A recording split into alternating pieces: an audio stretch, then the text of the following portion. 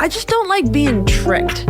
I don't think anybody does, right? No, why would you? Right, whether you're being lied to, someone's convincing you something's true that is not, or when somebody totally distracts you from the truth in order to get you off topic. Ooh, that's the tricky one. Yeah, it's frustrating, and the enemy does this. I don't know if you felt this recently, but man, it can be so easy to get distracted onto things. And I mean, okay, I can get distracted at work, and that's one thing.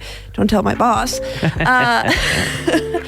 But the other thing is when it's like my relationship with God and he pulls me off and he says, pay attention to this instead. And then all of a sudden I'm like, wait a minute, I haven't talked to God in so long.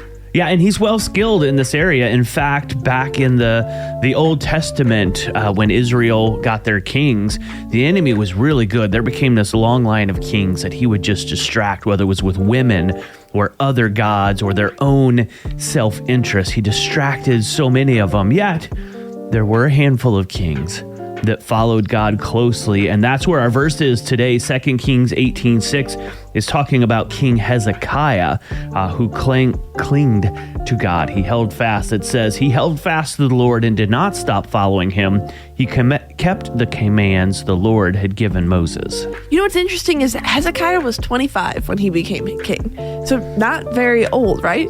Not necessarily very wise, not necessarily very learned or anything like that.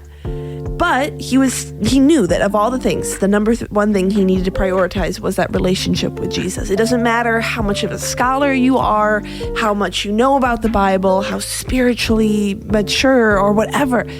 It's clinging to God at the end of the day, despite all of the distractions, all the things that turn to you. This is what we can be reminded of in 2 Kings, that when the enemy tries to distract us, we can cling to God.